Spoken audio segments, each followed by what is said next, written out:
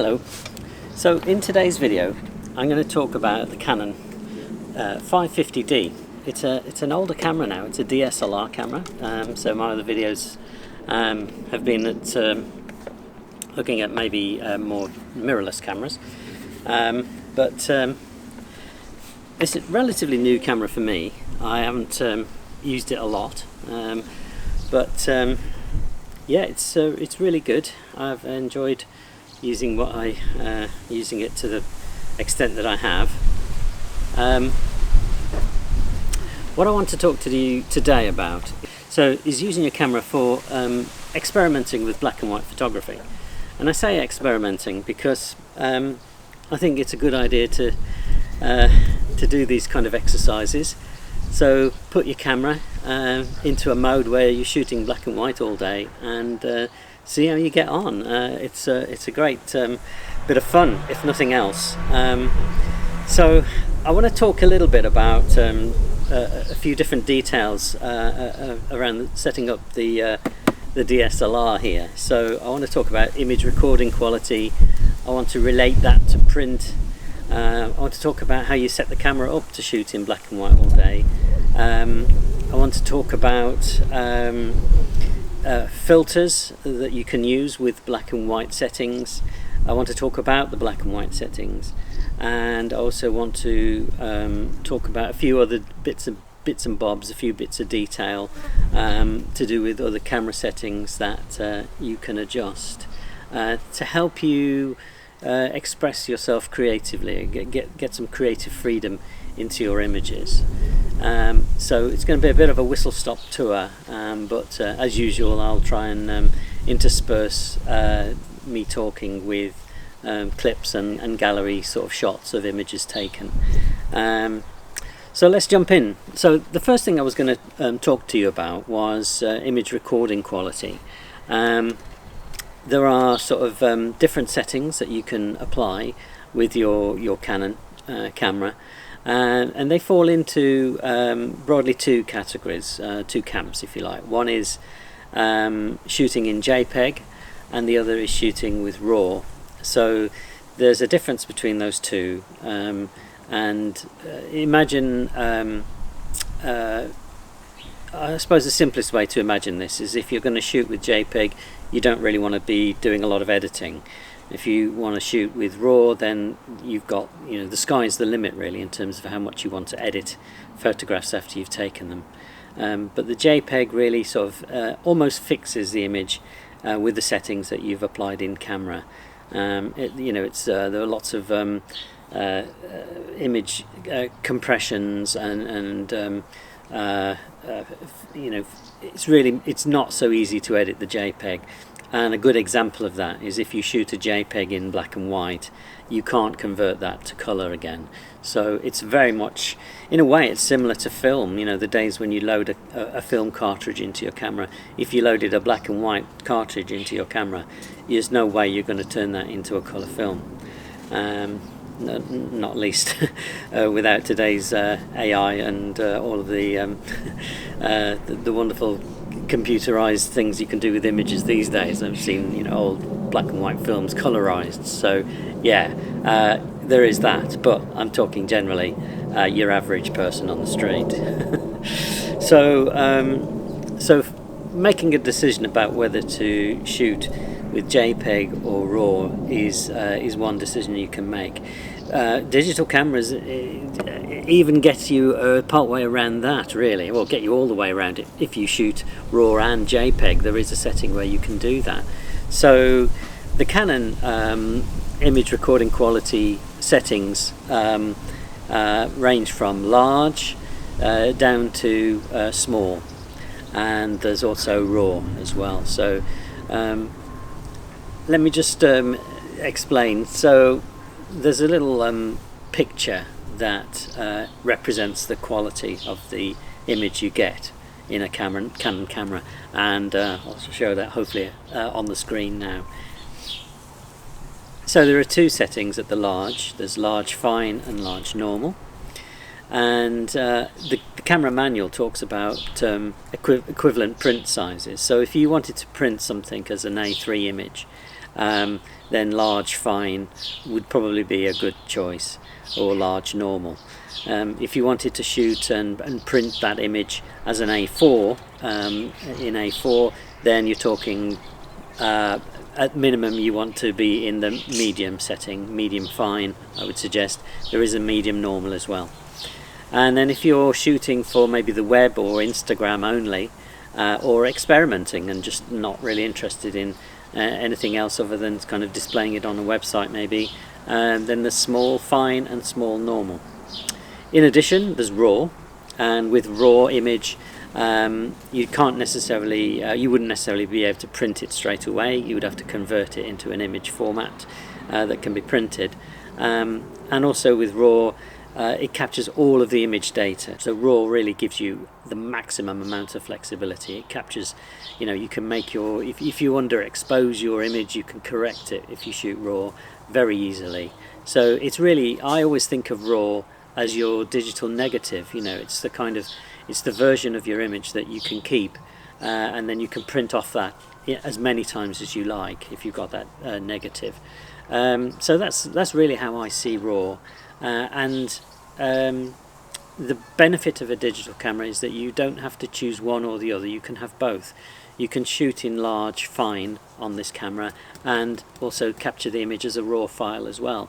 So you get the best of both worlds really. And to be honest, there's a very strong argument to say that you should be in that mode all the time. The only limiting factor is how much space you have on your SD card, and they're so cheap these days that I don't think that's a real, that's not really a question.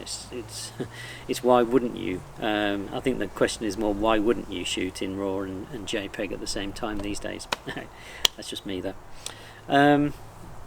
So why relate these things to print as well? So I think relating to print is not necessarily a bad idea really, because you can think of, maybe you want to use your images in calendars or exhibitions, or you want to submit a photo into a competition.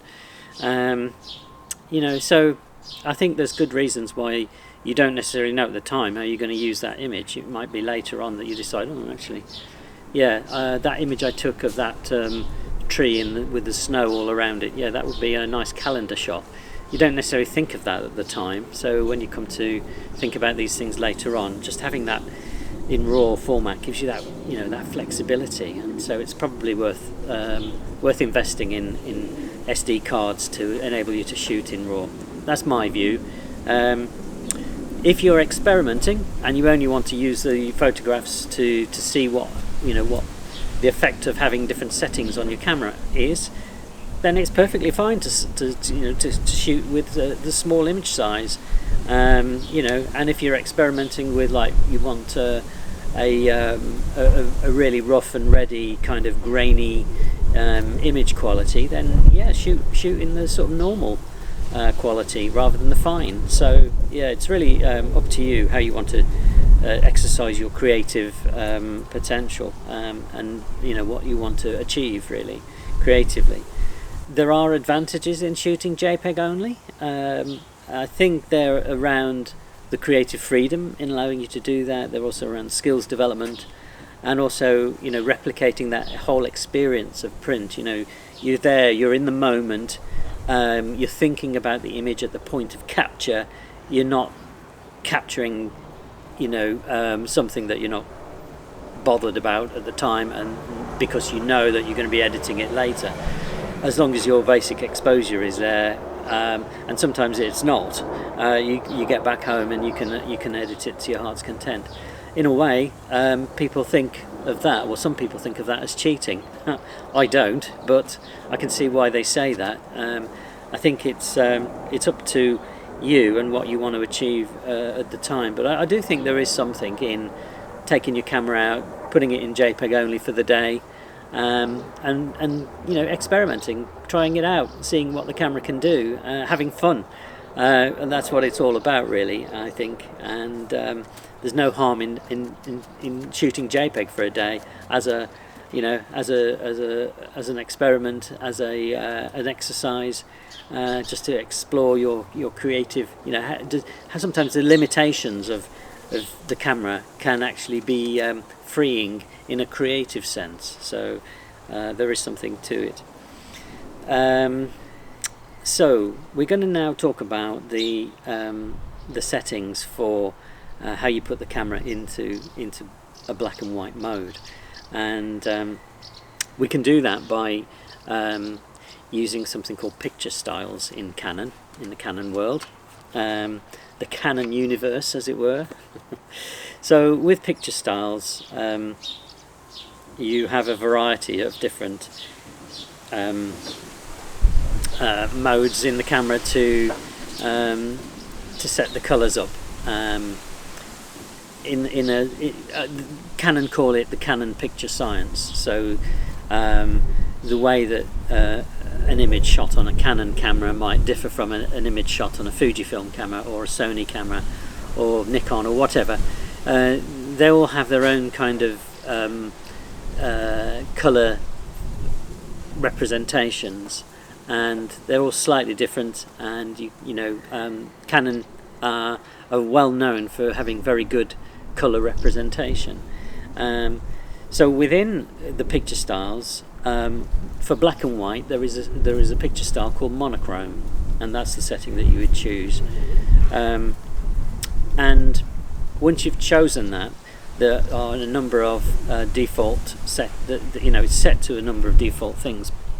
It doesn't end there though, because Canon give you the creativity, the creative freedom to then change that style according to your preferences. So you can change the sharpness, you can change the contrast. If it was colour, if it was a colour picture style, you could change the saturation, the extent of saturation. You can really make the colours more and more colourful, or you can desaturate them. You can make them less and less colourful, almost getting to black and white, but not quite. And you can also change colour tone, and I would need to look up what it means by colour tone, because I can't remember off the top of my head. So put your camera into monochrome and then go into the detail settings and try a few adjustments. Try ramping up the sharpness, maximizing the contrast, and seeing what effects that has. Another way to affect the contrast in an image is there is something. There was a setting on the screen. When I first saw the image, I thought, "Well, it's a kind of picture of that setting." I thought, "What the hell is that?" And because I use a number of different cameras from different manufacturers, Canon has its own pictorial representation of what these settings are. I didn't have a clue what it was, and it turned out to be the auto lighting optimizer, and that only applies to the creative modes. So if you look on the mode dial of this Canon camera, half of the modes are what it calls the basic zone, and the other half of the other side of the camera is called the creative zone, what are called creative zone settings or modes, and it divides those up so that I think what it alludes to really is that what the effect of the settings are more so on the creative side, whereas if you are looking for the optimum settings for a particular type of scene, you could use the basic zone. So for example, portraits or landscapes or action, sports, those kind of standard settings. It helps you kind of dial those in without having to think, which is fine under, if you push for time and you want to set the camera up quickly. So anyway, the auto lighting optimizer works in the creative zone only. So that's the manual mode, the aperture priority, the shutter priority, and the program auto modes. And you've got three distinct settings there. You've got low, standard, and high. And in the basic zone, it's always set to the standard setting, and you can't change that.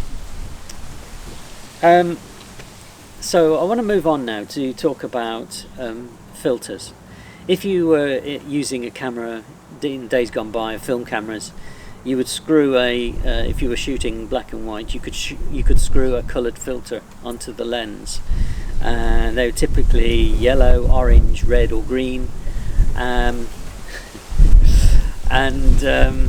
doing the hand actions there with it.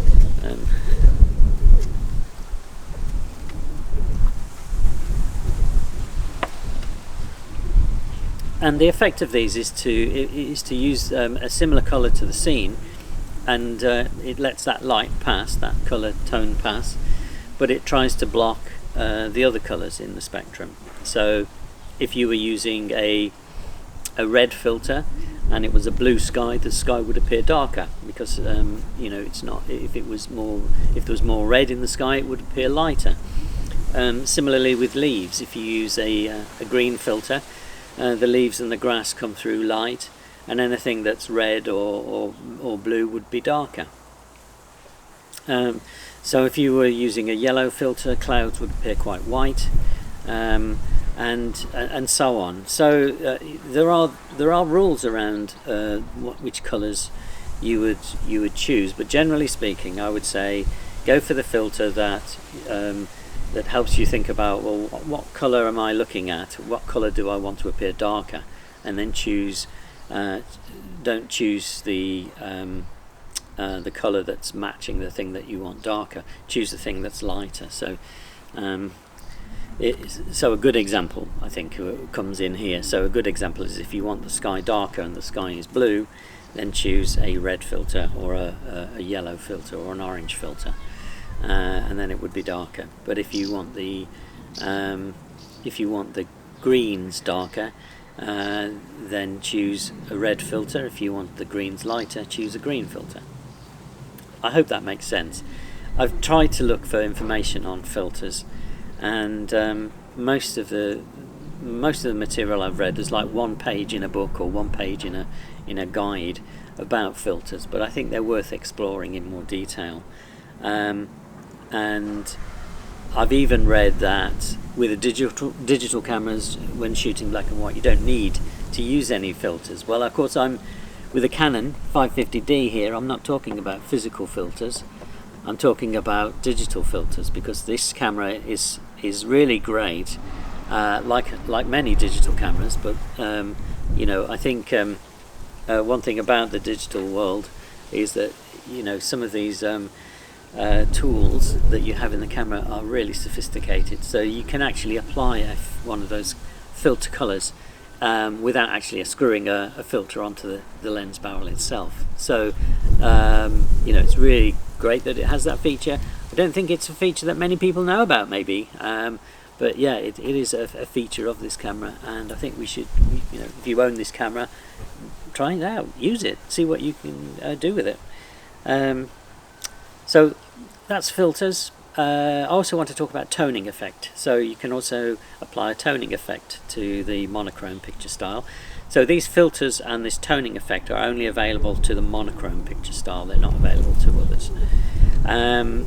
You can change your colour to sepia, blue, purple and green, and I think that applies a cast over the on the image.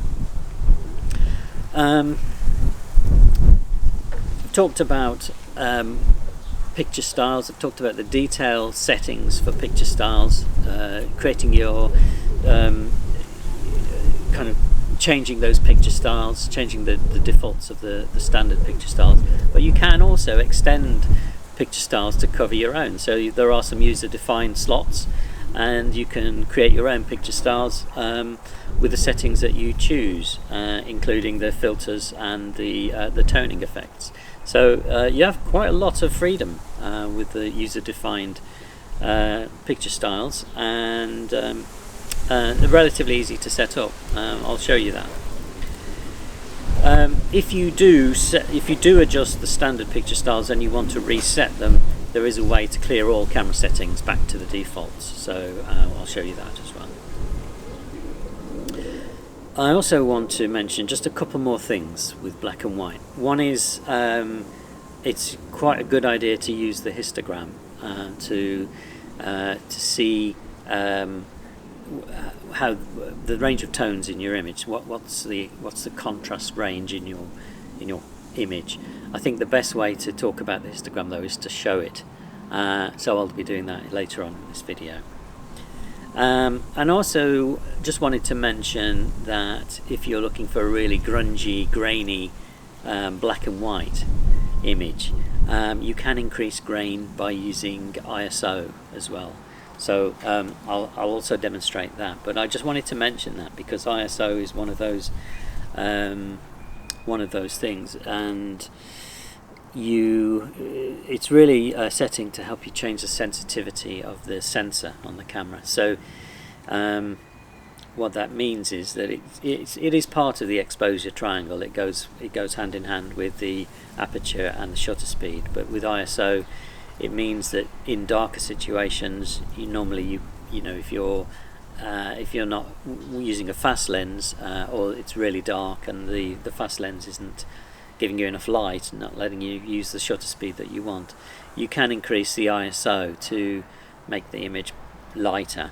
The more modern sensors on digital cameras these days don't introduce a lot of noise, but older DSLRs do. But you can use that to your creative advantage. Noise isn't necessarily a bad thing with a black and white image, I don't think. I think sometimes noise and various artifacts that you see and black and white images add a bit of character and a bit of atmosphere, I think, to an image. So it's all about playing and experimenting and having fun. Okay, so let's have a look at some images now and some settings.